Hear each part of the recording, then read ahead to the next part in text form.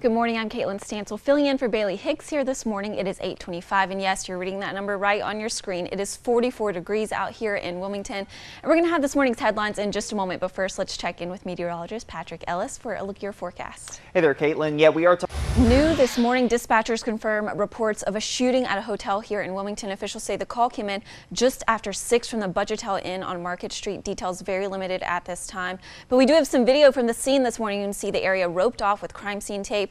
We are working to learn more information with a call out to the Wilmington Police Department. No word right now on any victims or exactly what has happened. Be sure to stay with WECT on air and online for the latest information.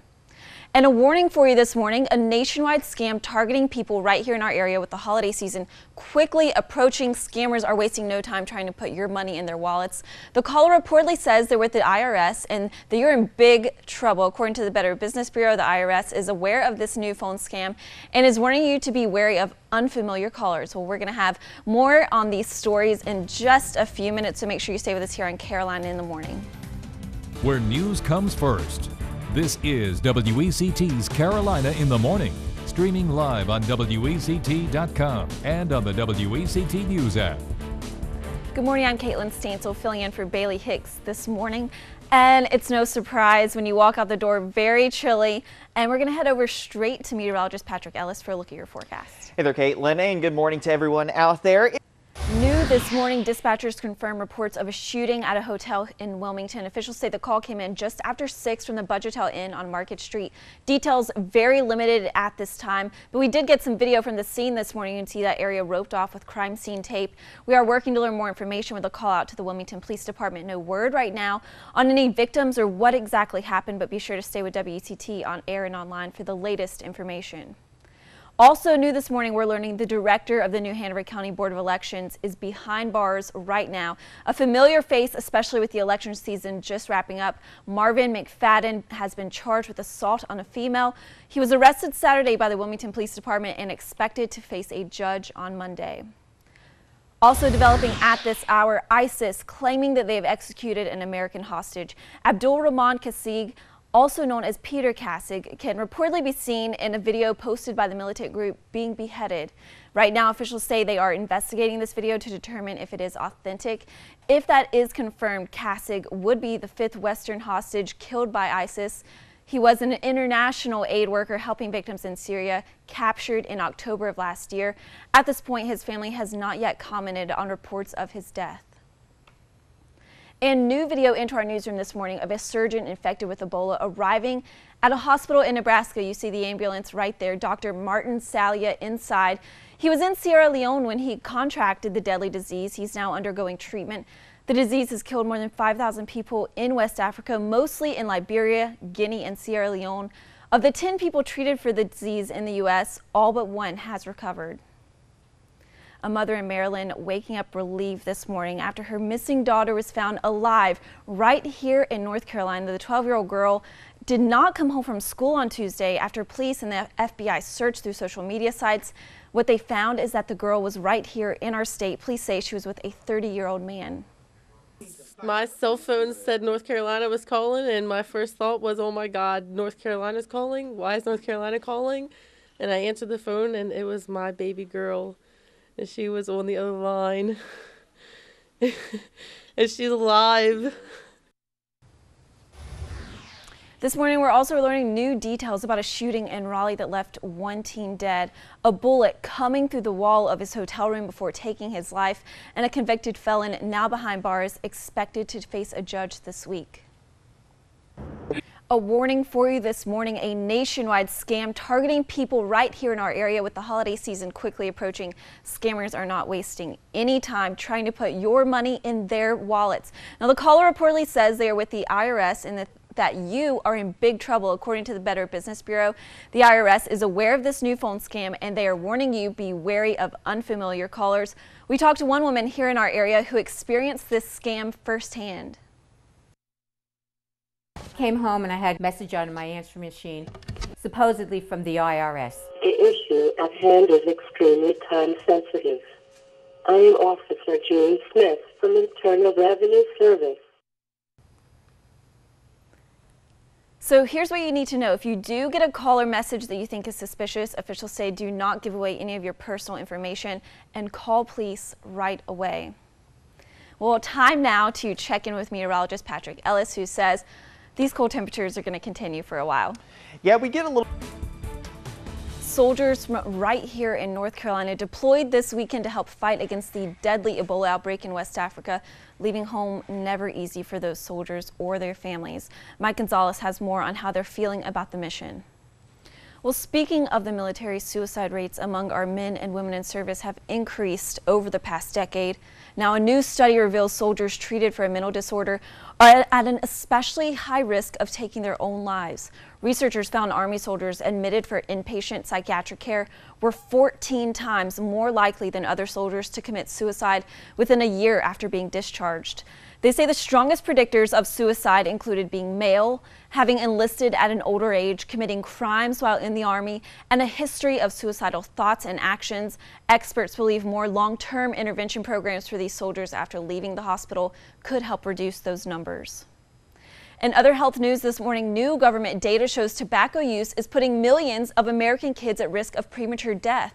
The Centers for Disease Control found 23% of high school and 6.5% of middle school students are using tobacco products. Now, 90% said they smoke cigarettes, cigars, or hookahs, all of which pose the highest risk of disease and death. And researchers warn that without drastic changes, 5.6 million youth will die early from a smoking-related illness. Well, as you're waking up this morning, maybe grabbing a cup of coffee, listen to this. A new report suggests drinking coffee may lower your risk of developing type 2 diabetes. Studies show 3 to 4 cups a day is associated with a 25% lower risk of diabetes, but researchers say it's not because of the caffeine. Decaf coffee actually showed a greater protective effect. Difficult things to do in modern society, getting enough sleep. And it's not just that many of us are busy with work, school, and family life. Experts say screen time is having an impact on bedtime. It is pretty clear that not getting enough sleep on a nightly basis can lead to health problems. The Centers for Disease Control and Prevention considers insufficient sleep a public health epidemic, one that can have surprising consequences on your health. Problems include heart attacks, stroke, weight gain, anxiety, and depression, just to name a few. And experts say children need between 9 and 10 hours of sleep each night, adults 7 to 8. So the question now is, how do we get more? Well, researchers suggest limiting your caffeine intake, taking time before bed to wind down, and putting down your cell phones and other electronics well before bedtime.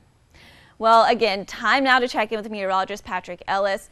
Chilly temperatures as you're stepping out the door, maybe heading to church, right? Parents who are hoping for relief for their children from a low-dose type of medical marijuana may be forced to wait longer to get it. Charlotte's Web was supposed to be available in January in Florida, but a judge's ruling has most likely delayed things. Supporters say they're not giving up hope, though, as Kara Moore explains. Cloudy view over there at Wrightsville Beach. Well, here's a question for you. Do you have some room to spare at your Thanksgiving table? And if so, maybe you'll consider inviting a Marine. Carolina in the Morning's Bob Townsend tells us the search is on for local families who will open their homes to members of our military who are spending the holiday away from loved ones. Well, speaking of Thanksgiving, Black Friday just 2 weeks away, but people are already camping out in search of big deals. But could they be wasting their time? Well, researchers say the cheapest prices for the holiday cyber shopping season are actually coming on Thanksgiving Day. They also believe the best day to shop is the Monday before Thanksgiving, because that's when inventory for the items you're looking for will still be around. So whether you plan to click your way to the best deals or run down to the mall and just do it the old-fashioned way, here's a rundown from savings.com of the best days to shop depending on your needs. So for toys, the best day, November 26th, the day before Thanksgiving. For clothes, though, December 1st. And for electronics, they say that day is already past, November 1st, but November 26th, the second best day to score those deals. And for novelties, they suggest you wait until December 15th. Well, Patrick, I know we're not quite there yet, but any idea what we can kind of expect for those Black Friday temperatures? Is it going to stay chilly? I'm going to act like you didn't say that. And, don't work that far ahead. Get back to me in about a week. Get back to me in about a week, and we'll talk about that. All right. This is WECT's Carolina in the Morning, streaming live on WECT.com and on the WECT News app. Good morning, I'm Caitlin Stansel filling in for Bailey Hicks. We're working on some updates from our top stories from the beginning of the hour, and we'll have those updates here in just a few minutes. But first, let's check in with meteorologist Patrick Ellis for a look at your forecast. A recovery operation underway right now in eastern Ukraine. Officials there gathering wreckage from Malaysia Airlines Flight 17. This is part of the investigation into what caused that crash. Authorities plan to piece part of the wreckage back together to take a closer look. This recovery process comes nearly 4 months after that crash happened back in July. All 298 passengers and crew members on board were killed. Ukraine and many other Western countries accuse pro-Russian rebels of shooting that plane down, but Russia has denied any involvement. President Obama is on his way back to the United States after an 8-day trip across Asia and Australia. Following official visits to China and Myanmar, the president spent this weekend at the G20 summit in Australia. He's now flying back to Washington as we speak. But as you can imagine, when leaders of the world's richest countries get together, security imposes a strict lockdown, and it's been a massive security operation there in Australia for the G20 summit. Get this, 6,000 police officers and 1,900 troops were on hand for that event. Meanwhile, before his journey back home, the president took questions from reporters on the topic of the ISIS terror front. Obama once again said there are no plans to send U.S. ground troops to Iraq, but that could change in an extreme situation.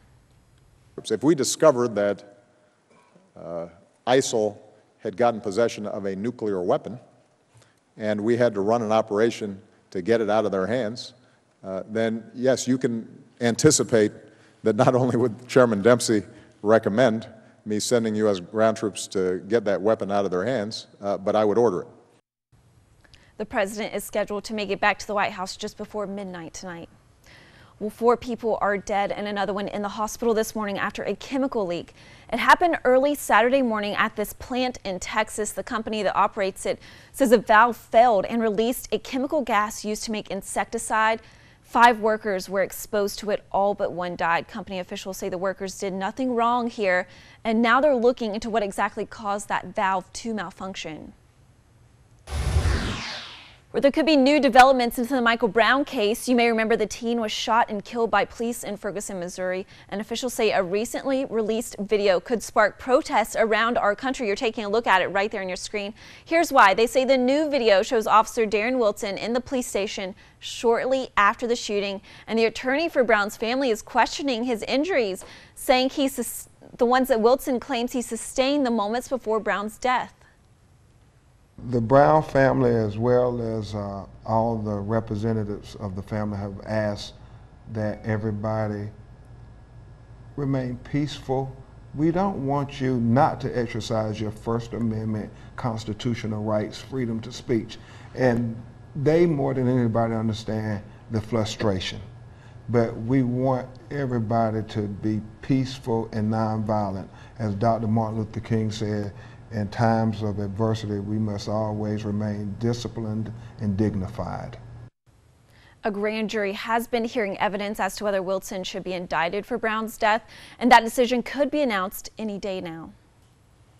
Well, for the first time, we're seeing the American woman who's being held in a jail in Southeast Asia for what she says is a crime she did not commit. Stacey Addison, who's in this video right here, is a veterinarian and a world traveler. She says she was visiting Indonesia earlier this year when she was arrested. Susan Candiotti has more. Well, here are those updates I was promised you from the top of the hour. A shooting reported in Wilmington at the Budgetel Inn. We have just learned 1 man was taken to the hospital. He is undergoing surgery right now for potentially life-threatening injuries.